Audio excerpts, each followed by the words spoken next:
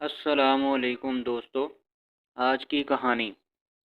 Rail گاڑی اپنی منزل کی جانب تیزی سے رواں دواں تھی۔ سخت سردی کی وجہ سے مسافروں نے تمام کھڑکیاں اور دروازے بند کر رکھے تھے۔ رات گہری اور سردی حد سے زیادہ بڑھ گئی تھی۔ اسلم اس سرد رات میں اپنے خیالات میں الجھا ہوا منزل مقصود کی جانب گامزن تھا۔ آج اسے رہ رہ کر اپنی بوڑھی ماں کا خیال آ رہا تھا، جسے وہ روتا ہوا چھوڑ کر کام کی تلاش میں دوسرے شہر جا رہا تھا۔ اسلم ایک شریف خاندان کا چشم و چراغ تھا۔ اس کا باپ ایک فیکٹری میں ملازم تھا۔ زندگی ہنسی خوشی بسر ہو رہی تھی، لیکن خدا کو کچھ اور ہی منظور تھا۔ ایک دن اسلم اسکول سے واپس گھر آیا تو گھر پر ایک بری خبر اس کی منتظر تھی۔ اس کا باپ آج ان دونوں کو چھوڑ کر اپنے خالق حقیقی سے جا ملا تھا۔ اسلم کی ماں کا رو رو کر برا حال تھا۔ خود اسلم کی حالت بھی ماں سے مختلف نہ تھی۔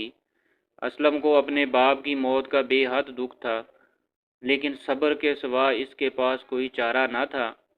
باپ کی موت کے بعد اسلم کے گھر کے حالات بھی خراب ہو گئے تھے، کیونکہ جب کوئی کمانے والا ہی نہ ہو تو گھر کا خرچ کیسے چلے گا۔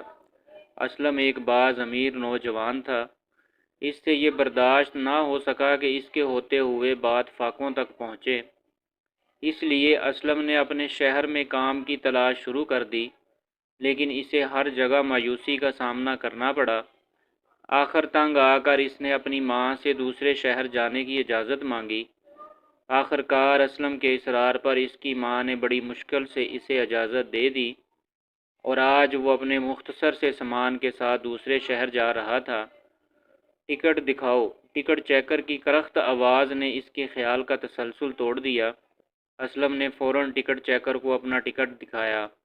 ٹکٹ چیکر نے ٹکٹ دیکھ کر اسلم کو واپس کر دیا اور آگے بڑھ گیا۔ اسلم نے گھڑی میں وقت دیکھا، رات کے 3 بج رہے تھے۔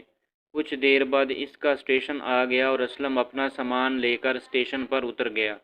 اسٹیشن پر اترتے ہی اسے ہوا کا تیز جھونکا لگا، جس سے اس کا جسم کانپ کر رہ گیا۔ رات ابھی کافی باقی تھی، اس لیے اسلم نے سوچا کہ صبح ہونے تک اسٹیشن پر ہی سویا جائے۔ ابھی وہ سونے کے لیے مناسب جگہ تلاش کر ہی رہا تھا کہ اچانک اس کی نظر ایک پرس پر پڑی۔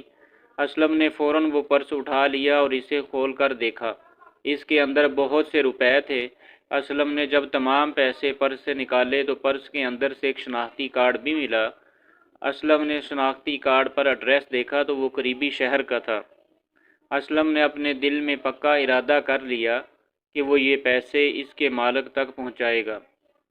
کچھ دیر بعد اس شہر کو جانے والی گاڑی آ گئی۔ اسلم اس گاڑی پر سوار ہو کر بہت جلد اس شہر کا اسٹیشن آ گیا۔ اسلم گاڑی سے اترا اور مکان تلاش کرنے لگا۔ سورج اپنی کرنوں سے روشنی پھیلانے میں مصروف تھا۔ کچھ دیر بعد اسلم ایک مکان کے سامنے کھڑا تھا۔ مکان ایک بہترین طرز پر تعمیر کیا گیا تھا۔ اسلم نے کال بیل بجائی۔ کچھ دیر بعد ایک خوش پوش نوجوان باہر نکلا۔ اسلم نے آگے بڑھ کر اس سے ہاتھ ملایا اور جیب سے شناختی کارڈ نکال کر دیکھا۔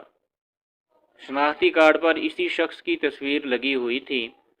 اسلم نے ساری صورتحال اسے بتائی اور اس کے پیسے اور شناختی کارڈ واپس کر دیا۔